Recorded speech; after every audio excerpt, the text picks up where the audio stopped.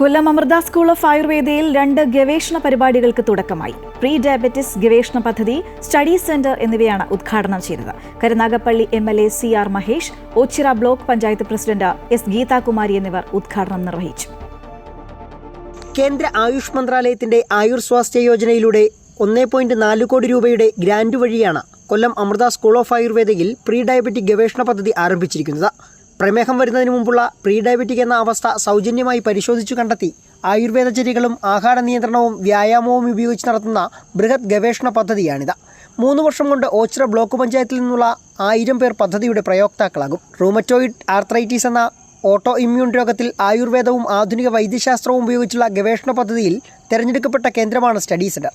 അർഹരായ rheumatoid arthritis രോഗികളെ 2 വിഭാഗമാക്കി തിരിച്ച ഒരു വിഭാഗത്തിന് ആയുർവേദ ചികിത്സയും രണ്ടാമത്തെ വിഭാഗത്തിന് ആധുനിക ചികിത്സയും പദ്ധതിയിലൂടെ സൗജന്യമായി ലഭ്യമാക്കും. അമൃത ആയുർവേദ കോളേജിലെ സാമൂഹികാരോഗ്യ വിഭാഗം, Amrita centre for advanced research in Ayurveda, Kochi Amrita medical കോളേജിലെ കമ്മ്യൂണിറ്റി മെഡിസിൻ വിഭാഗം എന്നിവർ സംയുക്തമായാണ് പദ്ധതി പ്രാവർത്തികമാക്കുന്നത്. Karunagappally MLA CR Mahesh pre diabetic ഗവേഷണ പദ്ധതിയുടെയും Oachira block panchayat president S Geethakumari study സെന്ററിന്റെയും ഉദ്ഘാടനം നിർവഹിച്ചു. അമൃത അഡാപ്റ്റ് ഗവേഷണ പദ്ധതിയുടെ ലോഗോ പ്രകാശനവും ചടങ്ങിൽ നടന്നു. Amrita school of Ayurveda dean Swami Shankaramritanandapuri അധ്യക്ഷനായി.